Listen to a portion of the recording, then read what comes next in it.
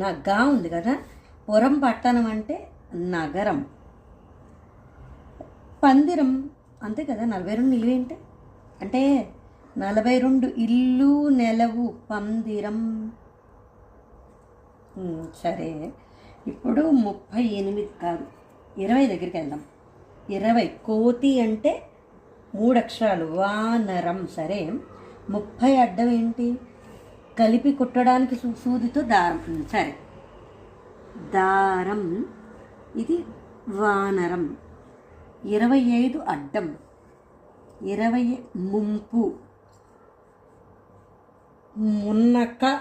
సరే, మునక. ఈ చూద్దాము. 25 నిలు సంతోషదారకం. సరే చూద్దాం. మునక.